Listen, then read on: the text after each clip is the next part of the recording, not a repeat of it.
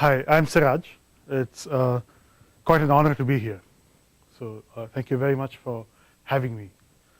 Before I go there, I want to just share with you that I'm as much an Indian as you are. I'm a native of India, as you can imagine. So when I landed here a few days ago, I was thinking, wow, I'm home. So really happy to be here. The city has treated me very well, and I look forward to coming back again. A very short introduction to what we're doing. And I'm going to take you away from your agile teams into the world of mythology. And so this is the Indian mythology of the great war called Mahabharata, which means the great war, by the way. And it's the war where the old has to go and the new has to come. So you could think about it as the waterfall has to go and the agile has to come. The beauty of this scenario is that everyone, the old and the new, are related, brothers and sisters, analysts and scrum masters, all are related. So I started looking at mythology as a source of insight as to what's happening in the agile teams that I'm working. And what I found was that the mythology talks about a concept that I picked up in the Greek mythology now. So taking it from India to Greece, Temenos. Temenos is a Greek word which means container, and it's a specific container where transformation happens. The Greek gods created a specific place where transformation happens. And then I started thinking about all the concepts that I'm hearing from the point of view of an agile team, or a sprint, or an iteration, or a boundary that's being created around a team to separate it. It's all pointing towards the creation of a container, and therefore the conversation I want to have with you today is about Temenos and agile container. Now within this container, I want to observe with you the boundary, which is the container itself. But before I go there, I actually want to speak about what is in the container, the contents of the container, which are people, like you and I, right? So each of these individuals you see here, they serve a specific purpose. Some of them are scrum masters, some of them are project managers, some of them are analysts, some of them are product owners, but in their world, in their own capacity. So I want to take the language of mythology to understand what is happening. And as I start comparing across teams, across cultures, I find that mythology holds true. And the lessons that are being taught here are what I'm observing in my teams also. Like when I'm working with Aaron and Susan, for instance, in Capital One, it's all coming out as true. This is Barcelona, Spain, for Agile Indy in Europe, where I was the keynote speaker. And that's me, by the way, over here. It's a self-organizing team that put the youngest kid right on top. And they did it in like maybe about 5 minutes, just like how we did here. And I was observing them, and I found that they decided that first they'll create a container around, and then around and around, all the way, and they'll work in an iterative fashion. And I found that the concept of iterative work and agile work doesn't apply just to software or technology, but almost in every field that I'm going into. So today's journey for me is about understanding these people, and these people that we saw. I call them the influencers. Who are they? And what do they do? So I call these people influencers, and in the basic mythological sense, I call them archetypes, and the work that they do, I call that as dynamics. And you'll see more about that as we go in. And then the boundary, or the container. I call that the Temenos, and within the Temenos, there are forces. And you'll see these are properties of a container that I'm observing, which you will also see very soon, and a myth. A myth is the vision of the container, and I'll show you all this, right? So when Aaron says, that I tell him something and it blows his mind, he thinks about it for the next 10 days or so, it all comes from this. So I'm curious to see how you guys respond to this. I want to also provide some data. This is the annual survey by version 1. Most of you have read it. This is the latest one. Number one problem And a barrier is culture, organizational culture, and loss of management control. Everything else is easy. As I see the various companies that I'm working with, they are able to adopt the mechanics, or what I call as the science of Agile, easily. They lose when it comes down to the art and the finesse of bringing in the discipline of Agile. So we'll see how some of these ideas may help. That's me, a quick introduction. And I'm in my Temenos, my favorite Temenos. This is the cockpit of a Southwest 737 Boeing jet. When I enter a Southwest airline, I love to fly Southwest, I'm sure some of you also do. My first job is to get into the cockpit. Beg, borrow, steal, seduce, whatever, right? And then that's not enough. That's not enough. You know, I want to sit in the pilot's seat and have him take a picture of me. And then some people actually volunteer to go all the way down and take a picture of me from outside waving. So I just have that over here. A little bit about me. I love adventure sports. And that's me on a 50-foot pole. A different kind of a container, a different kind of a way to look into what is happening. And the reason I chose this slide is because what I want to share is that my insight into what's happening in Agile is unique. And it's at a 50-foot pole kind of an angle. Quite a deep background. I've been doing this kind of work for 20 years. And as part of my Agile transformation work, I've really understood this game inside out. So I said that the boundary or the container has people. And these people are reduced to their basic instinct and what I call as archetypes. I want to talk about a few archetypes that I've noticed, and then afterwards I'll give space for questions. So please feel free to ask me questions. I love this to be interactive. I love that you resonate with what's happening over here. So if you are an Agile change agent, then you follow the first archetype, an anomaly. Yes, please, Bob. Okay, define archetype. Archetype.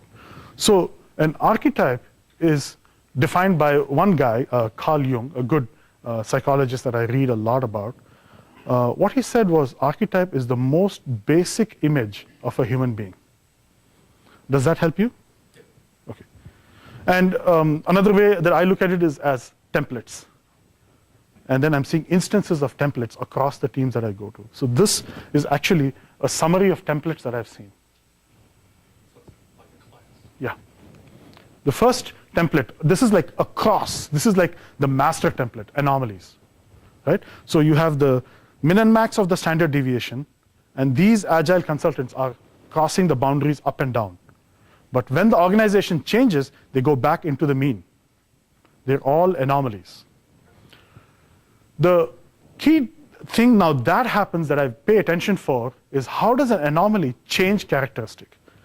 For example, how does an anomaly become a pioneer? This is Jessica Watson. She was 17 years old when she circumnavigated the world all by herself.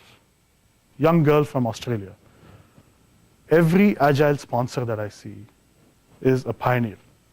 Now, he's not or she's not a pioneer in the adventurous sense, but from a mental point of view, this is something new. They haven't done this before. They are constantly in search of a new horizon for themselves. And your Agile project is their exploration of their pioneering behavior. Have you seen a pioneer in your projects? Ryan? Yeah, and a lot of the people around them start getting frustrated because once they start to figure something out, then on to the next. Really? The next new. Yeah, that's because you're talking about a nomad. Archetype. Yeah, no, the same archetype. These guys are so intertwined, right? And it's about their internal journey. It just so happens that you guys are in the same project, you know? And I'm pretty sure one of these days we'll hit your archetype here. But these sponsors of your projects, they are looking to expand their horizon. And the way they do that, the excuse for that is a transformation work. So the first thing is that they are pioneers, and then they are nomads. The lady you see here is Jane Goodall. a classic case of a nomad who's traveled across several cultures, worked with several beings, not just human beings, but animals, right? I find that almost every successful agile consultant of any type, Scrum Master, coach, product owner, is a nomad. He or she has traveled across cultures, across countries. How many countries have you traveled to? 20. 38. Anyone more than 38? Right? Okay. But the nomadic behavior is not just geographic. It's also mental. Again, it's mental. From one department to the other department, from one company to the other company, from one line of business to the other line of business. I see some coaches, they were teachers. They just changed their profession totally, right? Is there someone here who's like totally changed and become a different person? Yes, please.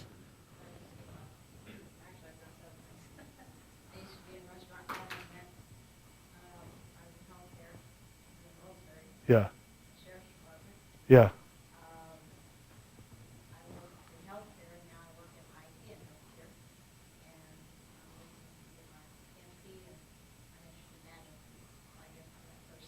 Yeah, yeah, all the best. I'm pretty sure in another few years we won't recognize you. Yeah, yeah.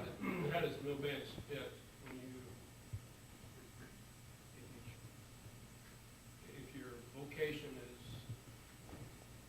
a developer and you transform into project or PMI, certified project manager, being able to have, I see a nomad being a person that might have multiple talents. Yeah. As opposed to being well-traveled. Yeah, so like I said, there is one nomadic behavior which is geographic, but this nomadic that I'm describing is the mental journey. It's a journey to expand the mental horizon. All right, so I'm just recapping again. We have pioneers and we have nomads. It's not enough that your agile project has just these two archetypes at a leadership level. In order for these two archetypes to be successful, they need another archetype, an archetype that serves them. And I call them the co-sufferers, right? So, if I had a choice, if I was one of the 17 in that place 10 years ago, 11 years ago, I would not have called this whole transformation initiative as agile. I would have called it suffering. Plain and simple. Plain and simple. That's what is happening in my organization. And you have people here who are probably doing it, right? The challenge that I see is there's not enough of a balancing or at least some kind of an evening of the suffering among everyone, right? So if I have people who are sponsors and who are just taking all the load, they are going to fail. But the successful ones, they find co-sufferers. And you'll find them sitting one-on-one, hobnobbing in the cafeteria early in the morning and late in the night. That's what they're doing, right? You've seen so many of them. You go to the cafeteria, that's where they're sitting. Mentor, protege, listening, right? And venting, weeping, right? Observers. Some of you may have seen this guy today. His name is Michael Sales, a good colleague of mine. One of the key archetypes that's needed in a successful transformation of any type, but specifically agile, is someone who's got the ability to tell the truth as it is, without attachment. This observer serves the pioneer in a way that the co-sufferer cannot. The co-sufferer is not about telling the truth. The co-sufferer is about absorbing the pain. This guy is about giving the pain in the form of the red pill or the blue pill, one of those two, right? Okay, charioteers. So see how myth comes into transformation. Charioteer is your mentor, someone who has been there and done that and is helping the pioneer to guide his journey.